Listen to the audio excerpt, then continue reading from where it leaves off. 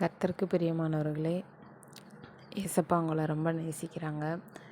இன்றைக்கு நமக்குரிய வார்த்தை, எல்லாவற்றிற்கும் மேலாக ஒருவரில் ஒருவர் ஊக்கமான அன்புள்ளவர்களாய் இருங்கள்.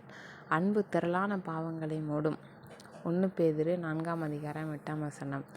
ஆம் பிரியமானவர்களே, இன்றைக்கு ஆண்டவர் நமக்கு கற்றுக் கொடுக்குற ஒரு வார்த்தை என்ன அப்படின்னா, நம்ம மற்றவங்களுக்கு உதவி செய்யலாம், மற்றவங்ககிட்ட சந்தோஷமாக பேசலாம். ஆனாலும் எல்லாவற்றிற்கும் மேலாக என்ன பண்ணணும் அப்படின்னா, ஊக்கமான அன்புள்ளவர்களாய். ஊக்கமான அன்பு அப்படின்னா கள்ளங்கபடம் இல்லாத அன்பு. அப்படின்னா வேதத்தில் ஒரு வார்த்தை போட்டிருக்கு, மறைவான சிநேகித்தை பார்க்கிலும் வெளிப்படையான கடிந்து கொள்ளுதல் நல்லதுன்னு போட்டிருக்கு. அப்படின்னா நம்ம உண்மையான அன்பாக மற்றவங்ககிட்ட உன்னை நேசிப்பது போல் பிறனையும் நேசின்னு தான் ஆண்டவர் சொல்லியிருக்கிறாரு. ஸோ நம்ம எதை விரும்புகிறோமோ அதை தான் நம்ம என்ன பண்ணணும் அப்படின்னா மற்றவங்களுக்கு செய்யணும். செய்கிறதா இருக்கட்டும், அவங்கள்ட்ட பேசுகிறதா இருக்கட்டும். கீழே ஒரு வார்த்தையை பாருங்கள், அன்பு திரளான பாவங்களை மூடும். ஆமாப்பா, ஆண்டவர் நம்ம மேலே வச்ச அன்பு தான் நம்மளோட பாவங்களை மூடி இருக்கு.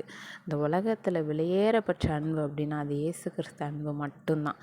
ஏன்னா நம்மளோட பாவத்துக்கும் நம்ம செஞ்ச அக்கிரமத்துக்கும் ஒருவேளை ஆண்டவர் நியாயம் தீர்த்திருப்பார் அப்படின்னா நம்ம இன்னைக்கு இருக்கவே முடியாது. ஆண்டவர் அப்பேற்பட்ட சிலுவையில் ஜீவனை கொடுக்க ஒரே காரணம் என்ன அப்படின்னா அவர் நம்ம மேலே வச்சிருக்கிற அன்பு. அந்த அன்பை தான் அவர் என்ன சொல்கிறாரு அப்படின்னா நம்ம மற்றவங்க மேலே வைக்கணும் அப்படின்னு சொல்கிறாரு. அப்போ அவங்க செய்கிற தவறுகளாக இருக்கட்டும், ஒருவேளை அவங்க நம்மக்கிட்ட மன்னிப்பு கேட்டாங்க அப்படின்னா நிச்சயமாக நம்ம மன்னித்து மனசார ஏற்றுக்கிறணும். இதெல்லாம் மனுஷங்களுக்கு ரொம்ப கஷ்டம்தான். ஆனால் யாருக்குள்ள ஆண்டவரோட அன்பு உண்மையாக இருக்குதோ, நிலச்சி இருக்குதோ, யார் ஆண்டவரை உண்மையாக நேசிக்கிறாங்களோ அவங்களால நிச்சயமாக மற்றவங்கள உண்மையாக நேசிக்க முடியும், மற்றவங்களோட தவறுகளை மன்னிக்க முடியும். ஸோ இன்றைக்கு ஒரு தீர்மானம் எடுங்க, ஆண்டவரே நான் உங்களை உண்மையாக நேசிக்கணும்பா. அப்போ தான் நமக்குள்ள அந்த எண்ணம் இருதயம் வரும் அப்படின்னா மற்றவங்கள நேசிக்கிறதுக்கூடிய இருதயம் வரும்.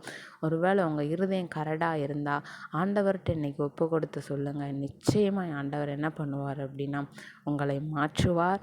நீங்கள் எப்பேற்பட்டவங்களாக இருந்தாலும் மற்றவங்களை நேசிக்கக்கூடிய இருதயத்தை தருவார். God bless you. Amen.